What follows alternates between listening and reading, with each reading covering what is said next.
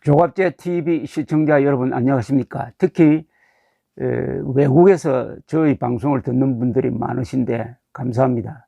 저는 한 45일 동안 유럽을 여행하고 어제 아침 인천공항에 도착했습니다.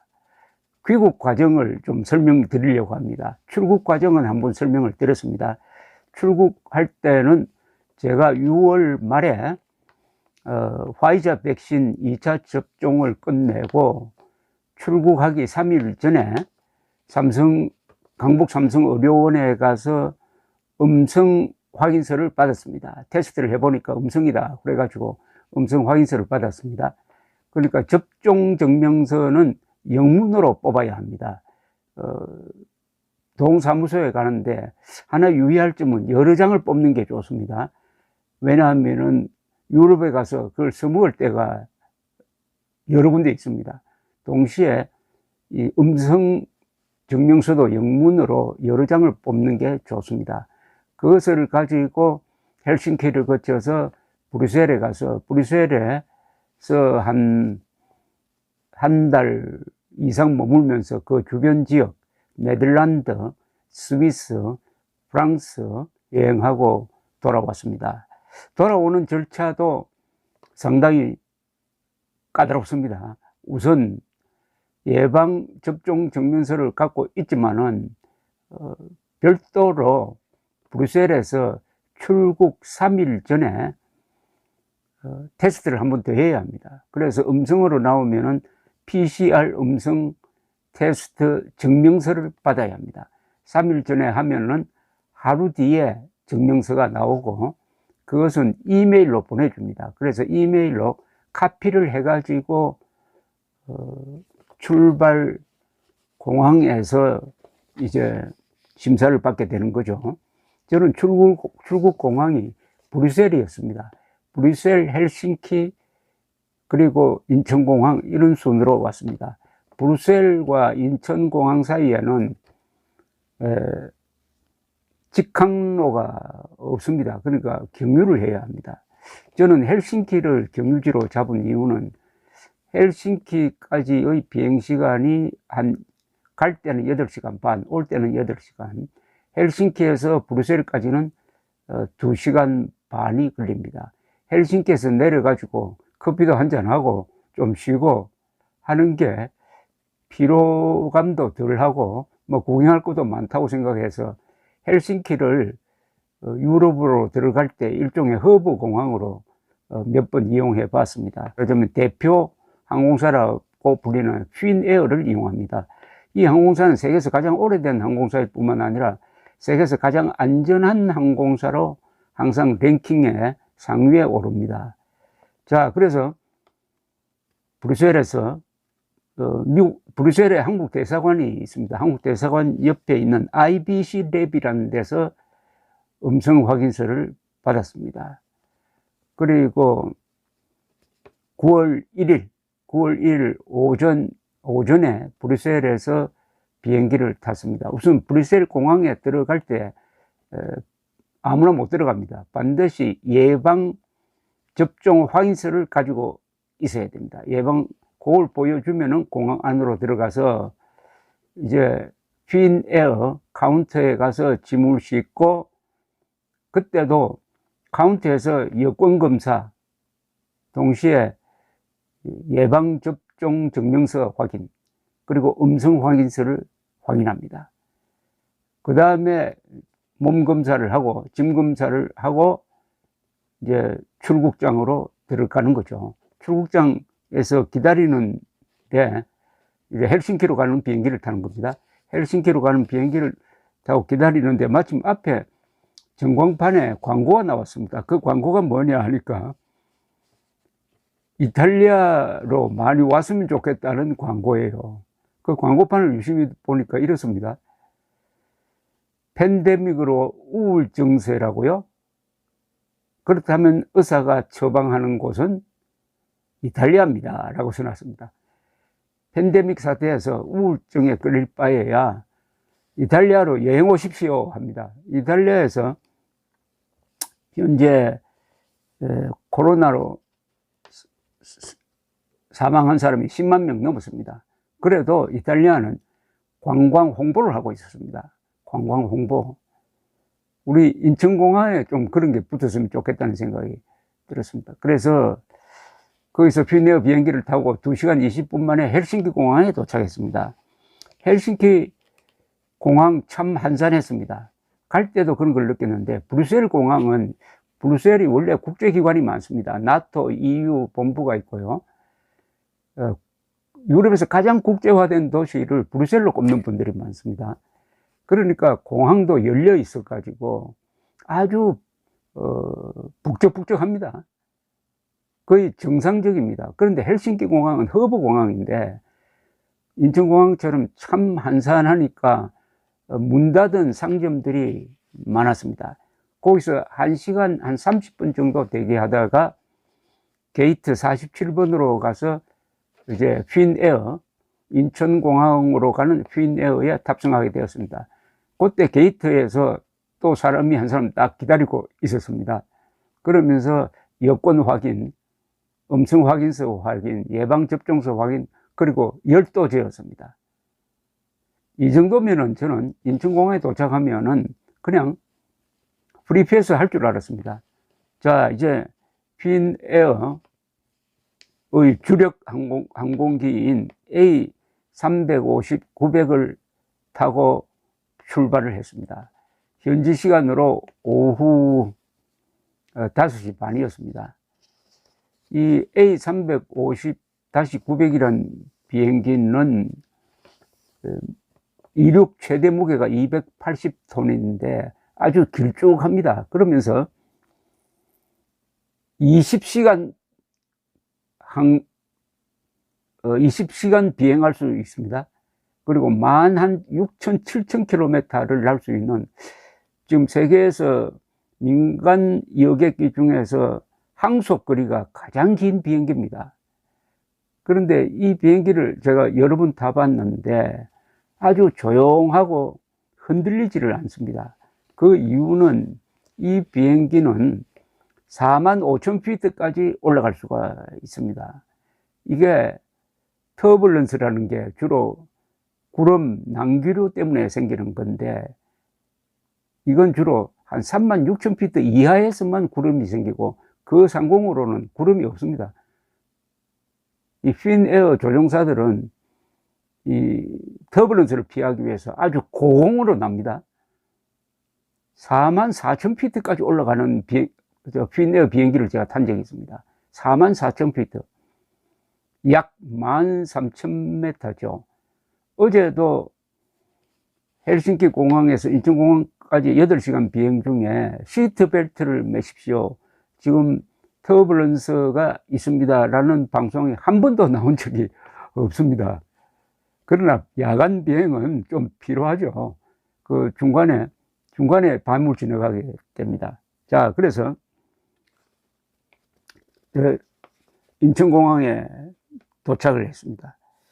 인천공항에 도착을 하니까 아침 7시 반이니까 공항이 조용했습니다. 그런데 착륙하자마자 둘러보니까 주로 대한항공, 아시아나 항공기가 대수가 거의 한 100대 넘지 않을까 하는 생각이 듭니다. 어림추산으로. 그렇게 공항에 말하자면 주차장처럼 주기장이라고 그러죠. 쭉 깔려 있었습니다. 정말 안타까웠습니다. 저 비행기가 떠야 하는데 비행기는 공중에 있어야 합니다. 땅에 있으면 돈은 못 법니다. 공중에 있어야 하는데 저 많은 비행기가, 이 세계적으로 큰 항공사가 또 세계 유수의 공항에서 저렇게 앉아 있는 게 그렇게 가슴 아플 수가 없었습니다. 자, 공항에 도착하니까 우선 여권 검사를 하기 전에 법무부에 신고서를 제출을 하고 안내를 하는데 아주 친절하게 실무자들이 안내를 참 잘 했습니다. 왜냐하면 저는 국내 예방접종 완료자 대상 수동 감시를 받아야 된다. 이렇게 통보를 받았습니다. 이건 뭐냐면 국내 예방 접종을 완료하고 외국을 여행하고 돌아온 사람은 저처럼 돌아오기 전에 현지에서 음성 확인서를 받았더라도 그것은 무시하고 즉각 도착한 그날 바로 보건소에 가서 한 번 더 받으라는 겁니다. 그래서 공항에 도착하면은 직원이 나와서 휴대전화를 꺼내라고 그래가지고 거기에 이 앱을 설치해 줍니다. 앱을 설치하면은 이제 수동 감시가 됩니다. 이 수동 감시는 자율 감시라고 그렇게 이해를 하면 되겠습니다. 그러면서 빨리 오늘 중으로 검사를 받으라. 이 밤에 잠도 안 잤지만은 새벽이었습니다. 그래서 서대문 구청에 붙어 있는 보건소로 가서 검사를 받았습니다. 그쪽에서 이야기는 24시간 안으로 통보를 한다. 그래서 음성이 되면은 깔아놓은 앱을 지워버리세요. 음성이 되면은 이제 수동 감시로 그때부터 사실은 수동 감시로 전환하는 겁니다. 그 무슨 뜻이냐면 이게 좀 개념이 엇갈릴 수가 있는데 수동 감시와 자가격리를 구별하는 말입니다. 자가격리는 강제성이 있습니다. 수동 감시는 일단 음성으로 나왔습니다. 저는 또 백신을 2번 맞았습니다. 그러니까 앞으로 자율적으로 활동하다가 단 입국한 날로부터 6일째 되는 날 또는 7일째 되는 날에 한 번 더 받아야 합니다. 한 번 더 받아서 음성이 되면은, 그렇게 되면은 이제 자유롭게 되는 거죠. 물론 음성 확인 첫날 어제 음성 확인 결과가 나오면은 저는 이제 자유롭습니다. 자유롭고 앱도 이제 지워버리라고 그랬어요. 없습니다. 그러나 이 절차상으로는 6일 내지 7일 차에 PCR 검사를 받아야 됩니다. 그러면은 이제 수동 감시가 언제 이 서류상 이 행정 절차상 종료가 되느냐 하면은 입국일로부터 14일이 경과한 다음 날 수동 감시가 해제되는 걸로 해서 끝이 납니다. 그래서 제가 지금 음성 결과 통보를 기다리면서 여러분들에게 방송을 해 드렸습니다. 한편 제가 유럽에서 여행을 하는 한 나라가 이게 팬데믹으로 아주 심각한 이 위기를 거쳤던 나라들이었습니다. 제가 여행한 나라들을 한번 제가 소개를 하면서 그때 경험한 걸 말씀드리겠습니다. 우선 프랑스는 전 국민의 10%가 확진자입니다. 그리고 네덜란드도 전 국민의 10%가 확진자입니다. 벨기에도 전 국민의 10%가 확진자입니다. 우리나라는 지금 확진자 누적이 25만 5천 명이니까 전 국민의 한 0.5% 되죠. 그러니까 뭐 우리나라보다 이게 한 20배죠. 20배가 더 많은 거죠. 20배가 더 많은 확진자를 발생한 이들 나라를 제가 돌아다녔는데 한국보다 훨씬 더 자유로웠습니다. 프랑스, 네덜란드, 벨기에에서는 우선 식당 그리고 공공장소에 인원 제한이 없습니다. 다만 마스크를 쓰라, 공공장소 또는 식당 영업장에 들어갈 때 마스크를 쓰라는 권장을 합니다.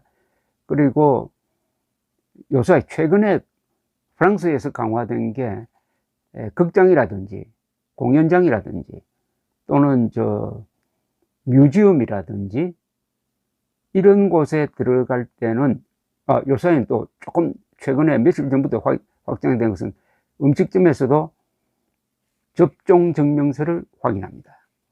그러니까 접종증명서를 꼭 여권처럼 가지고 다녀야 된다는 말씀을 드리겠습니다. 이 프랑스, 네덜란드, 벨기에 중에서도 이 네덜란드에서는 인구가 한 1,800만 명인데 사망자가 18,000명입니다. 우리나라는 지금 사망자가 한 2,300명이죠. 네덜란드는 제가 갔을 때는 마스크를 쓴 사람이 거의 없었습니다. 음식점에도 꽉 붙어가지고 생활하고 있었습니다.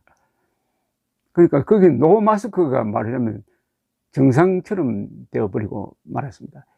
벨기에, 프랑스는 조금 다르고 스위스는 상당히 좀 마스크 쓰는 걸 엄격하게 하는 편인데, 그래서 이들 나라에서는 이제 생활은 정상으로 돌아갔다. 그렇다고 해가지고 확진자나 사망자가 안 생기는 건 아닙니다. 그러니까 코로나와 같이 사는 길을 선택을 한 거죠.